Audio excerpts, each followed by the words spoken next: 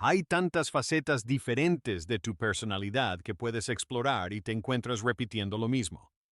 Por ejemplo, actores como Olivier y Guinness. A los 83 años, Paul Newman moribundo sorprendió al mundo por última vez. En su lecho de muerte colocó una grabadora Panasonic junto a su almohada no para escribir sus memorias, sino para hacer confesiones que nadie esperaba.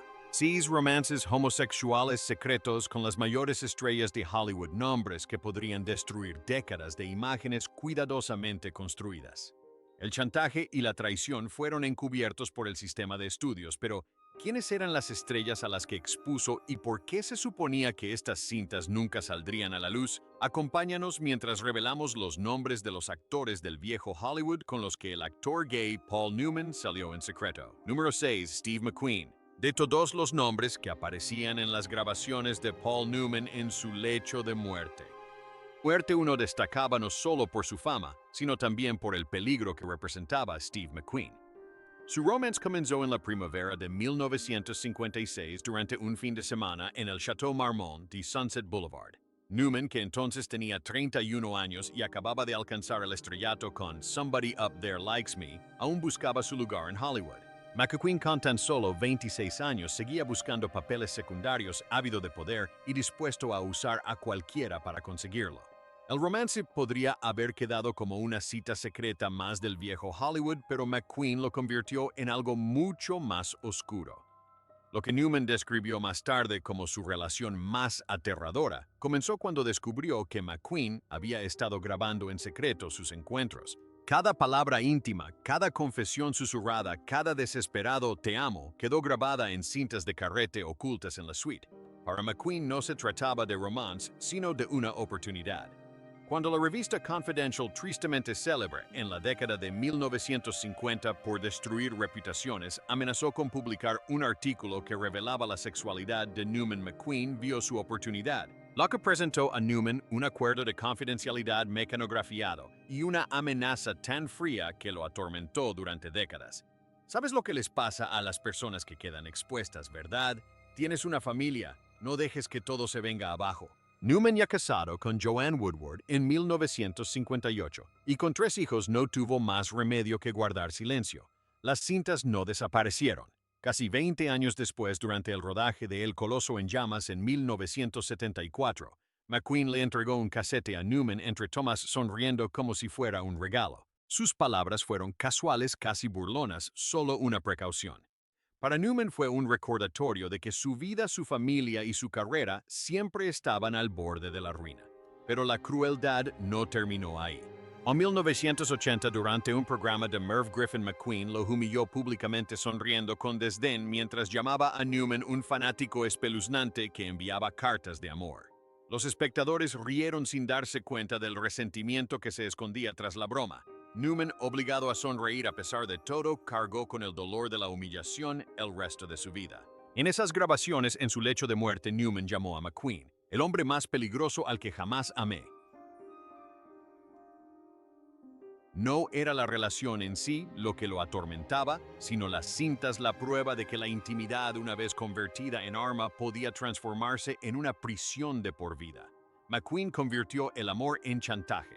James Dean lo convirtió en tragedia. ¿Qué sucede cuando el miedo te cuesta la única persona que creyó en ti? 5. James Dean. Las grabaciones de Paul Newman revelaron no solo amores ocultos, sino también remordimientos ocultos. Ninguno dolió más que su breve romance con James Dean, el eterno símbolo de la juventud y la rebeldía en Hollywood. Su relación comenzó a principios de 1955 en los estudios de Werner Burr en Burbank. Newman, de 30 años y recién elegido para el papel en Somebody Up There Likes Me, aún buscaba el papel que lo catapultaría a la fama. Dean, con tan solo 24 años, ya era una estrella tras Al Este del Edén y Rebelde sin Causa. Su rostro apareció en las portadas de revistas de todo el mundo.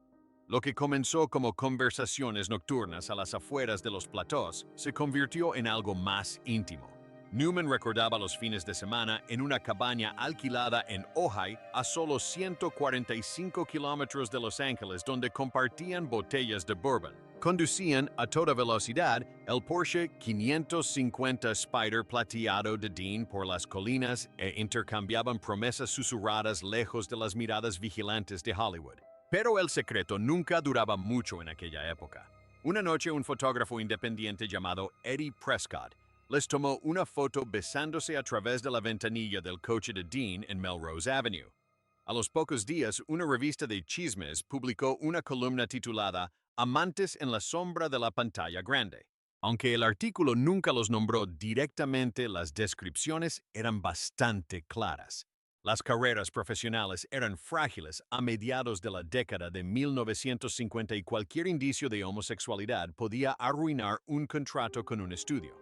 Dean fue quien más sufrió las consecuencias. Bajo la presión, cayó en una profunda depresión, llegando incluso a sufrir una sobredosis de pastillas para dormir y terminando en el Hospital Cedars of Lebanon, donde la prensa lo tachó cruelmente de perturbado emocionalmente. Entonces llegó la súplica final. En septiembre de 1955, Dean garabateó una nota que decía Ciudad de México viernes. Si no vienes, lo entenderé. Newman admitió más tarde que compró el boleto e incluso llegó al aeropuerto La Guardia de Nueva York. Pero el miedo al escándalo, a la exposición pública, a perder a su familia lo paralizó. Nunca subió al avión. 3 días después, el 30 de septiembre de 1955, Dean murió instantáneamente en su Porsche tras una colisión en la Ruta 466 cerca de Cholama, California. Tenía tan solo 24 años. Al enterarse de la noticia, Newman se encerró en su apartamento de Manhattan y bebió durante 2 días seguidos. Décadas después, en su lecho de muerte, Newman susurró que la muerte de Dean fue el momento en que eligió la cobardía en lugar del amor.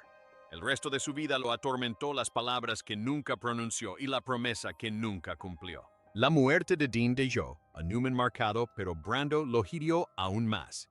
¿Cómo se sobrevive cuando tus cartas de amor se convierten en un escándalo de primera plana número 4? Marlon Brando. Entre las confesiones más dolorosas de Paul Newman se encontraba su romance con Marlon Brando, el actor voluble que en su apogeo parecía intocable. Sus caminos se cruzaron en 1961 en el Hotel Beverly Hilton durante una fiesta posterior a los Oscar para celebrar el premio de la Academia que Brando ganó por On the Waterfront. Newman, que entonces tenía 36 años, venía de protagonizar El Buscavidas, un papel que lo convirtió en una de las estrellas emergentes más brillantes de Hollywood. Lo que empezó como admiración, pronto se transformó en algo peligroso.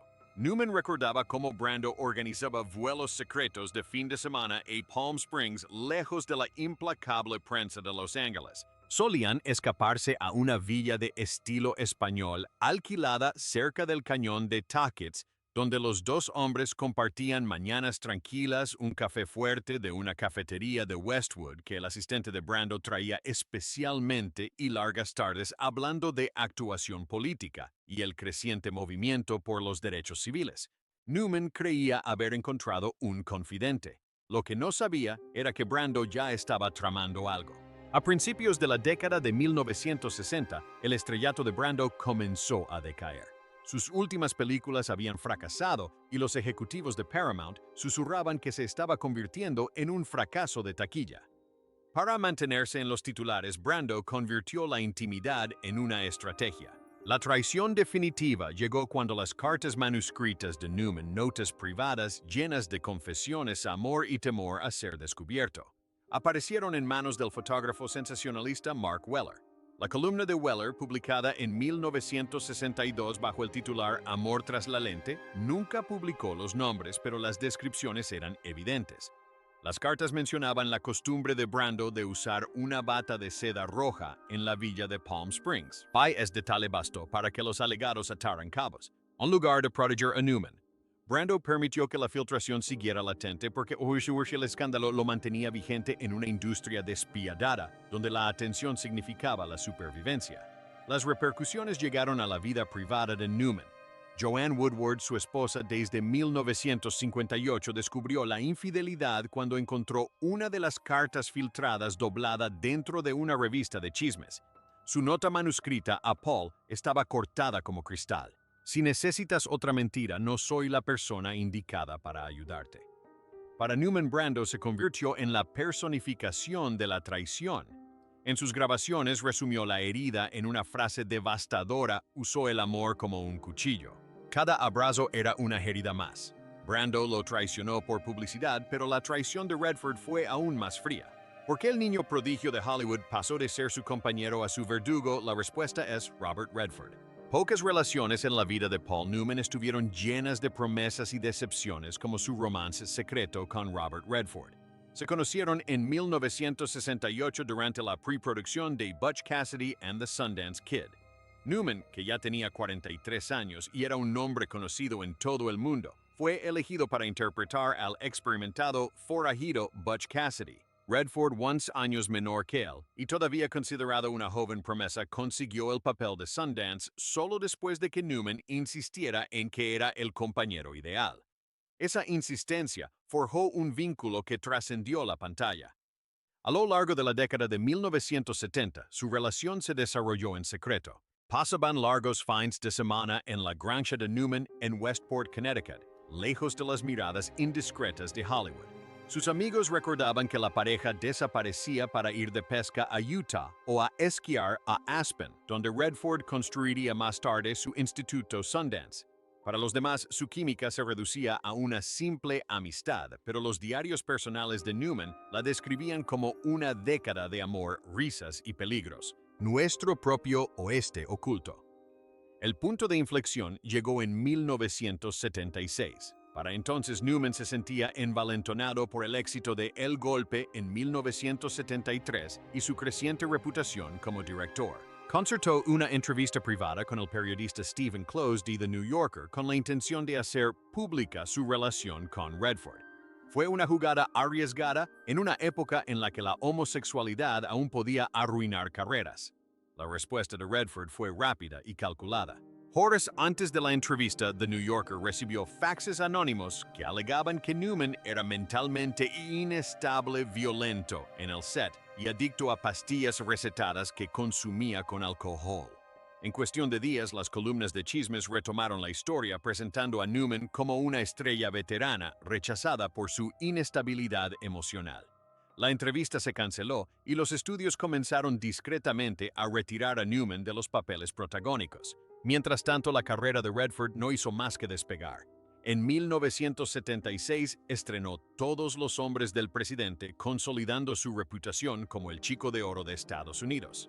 En la industria se rumoreaba sobre problemas con Newman, mientras que la imagen intachable de Redford permanecía intacta. El acto final de crueldad tuvo lugar en 1980 en la ceremonia de los premios BAFTA en Londres. En el escenario, al ser preguntado por Newman, Redford respondió fríamente: "Hicimos algo grandioso juntos, pero cada uno tiene que seguir adelante". Esa noche Newman escribió en su diario una frase que reflejaba el profundo dolor de la traición. No solo me rechazó, sino que destrozó la parte más auténtica de mí, que jamás me habría atrevido a mostrar si no fuera por él. Tras el golpe de Redford, Newman buscó consuelo en Salmoneo. ¿Por qué entonces la ternura terminó con una puñalada en la oscuridad? Número 2. Salmoneo. A mediados de la década de 1970, Paul Newman arrastraba las cicatrices de su romance y con Steve McQueen, cicatrices que lo habían vuelto receloso de la intimidad. Sin embargo, en 1974, en una tranquila consulta de terapia en la Ciénaga Boulevard en West Hollywood, se cruzó con alguien que le brindaría un consuelo inesperado: Sal Moneo. Moneo conocía bien la crueldad de Hollywood. Tras su papel revelación como Platón en Rebelde sin causa, en 1955 obtuvo 2 nominaciones al Oscar, antes de que la industria lo descartara abruptamente. Los ejecutivos del estudio lo tacharon de demasiado sensible, demasiado auténtico. Palabras clave para alguien cuya vulnerabilidad y supuesta sexualidad lo convertían en un lastre en una época obsesionada con la imagen masculina. A principios de la década de 1970, Moneo trabajaba principalmente en el teatro, buscando pequeños papeles en televisión para pagar el alquiler de su modesto apartamento en North Horn Avenue. Su amistad surgió tras sesiones de terapia de grupo, cuando los dos hombres paseaban juntos por las calles de West Hollywood, deteniéndose a tomar un café a altas horas de la noche en Duke's Tropicana en Sunset Boulevard. Newman describió más tarde esos paseos como el único momento en Hollywood en el que me sentí seguro cogiendo la mano de alguien. Moneo, siempre con su vena poética, le escribió una nota a Newman en 1975. Si te llaman bicho raro, déjame ser un bicho raro contigo. Newman confesó que esas palabras le dieron la sensación de poder respirar de nuevo. Juntos soñaban con escapar de las asfixiantes expectativas de Hollywood.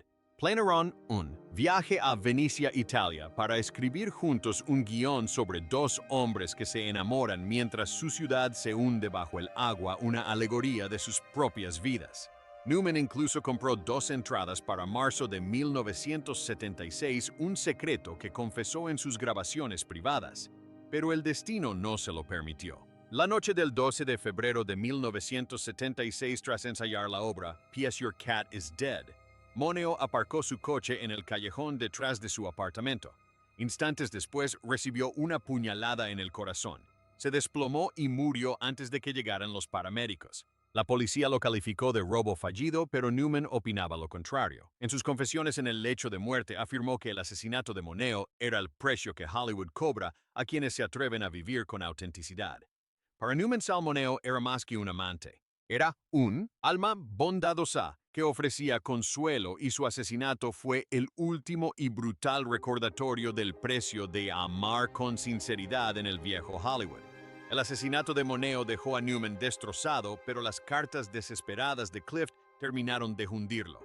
¿Qué sucede cuando el amor al que te aferras te arrastra hacia abajo? Número 1. Montgomery Clift. Entre todas las confesiones secretas de Paul Newman, ninguna tuvo tanto peso ni causó tanta devastación como su relación con Montgomery Clift. En 1966, Newman se encontraba en la cima de su carrera con el estreno de Harper, mientras que Clift se acercaba al final de la suya. Tras haber sido aclamado por Un lugar en el sol en 1951 y De aquí a la eternidad, en 1953 la vida de Clift se vio truncada por un accidente automovilístico casi mortal en 1956 que le dejó el rostro desfigurado y la confianza destrozada. El alcohol y las pastillas se convirtieron en sus compañeros inseparables. Newman admitió que su vínculo se forjó a partir de la ternura y la desesperación. A principios de 1966, mientras filmaba Hombre en Tucson, Newman recibió una serie de cartas de Clift, escritas en papel con membrete del hotel. No eran declaraciones de amor, sino desesperados ruegos por sobrevivir. Una de ellas decía: "No necesito que me elijas, solo te pido que no niegues mi existencia". Newman guardó esas cartas debajo de la almohada en el apartamento de Manhattan que compartía con Joanne Woodward, sin imaginar jamás que serían descubiertas. El secreto salió a la luz cuando un asistente de vestuario, mientras rebuscaba en el camerino de Newman durante las pruebas de vestuario en 20th Century Fox, encontró una de las cartas de Clift y la vendió discretamente al National Enquirer. En menos de 48 horas, el tabloide publicó un titular sensacionalista: Paul Newman y Monty Clift, la verdad oculta. Aunque los nombres no estaban del todo claros, las implicaciones eran innegables. Las consecuencias fueron inmediatas. Los ejecutivos de Fox exigieron explicaciones, temiendo que el escándalo pusiera en peligro los próximos proyectos de Newman. Joanne, humillada y desconsolada, dejó una nota que decía: "Si eliges vivir en la mentira, al menos no me arrastres contigo". El colapso de Newman fue repentino. Sus amigos recordaron después que ingresó en un centro psiquiátrico de Connecticut con un nombre falso alegando agotamiento. Aunque quienes lo conocían bien sabían la verdad, había sufrido una crisis nerviosa total. 9 años después, el 23 de julio de 1966, Clift falleció solo en su casa de Nueva York a causa de un infarto con tan solo 45 años. Días antes, Newman había recibido una llamada suya. Según se cuenta, la conversación terminó en gritos y lágrimas. Jamás se perdonó el silencio que siguió. En sus últimas grabaciones, la voz de Newman se quebró al confesar: creía que era fuerte, pero solo era un cobarde que sabía amar. Para él, Clift no era un secreto más. Era la única herida que nunca cicatrizó. ¿Cuál de estos 6 escándalos crees que le causó más dolor a Paul Newman? Si las grabaciones selladas de Paul Newman salieran a la luz, ¿crees que Hollywood intentaría encubrirlo de nuevo? ¿O la verdad finalmente liberaría a estas leyendas? Cuéntanos qué piensas. Comparte tus ideas en la sección de comentarios. No olvides darle a me gusta, compartir y suscribirte para más contenido. Además, haz clic en el siguiente video que aparece en tu pantalla. Te gustará.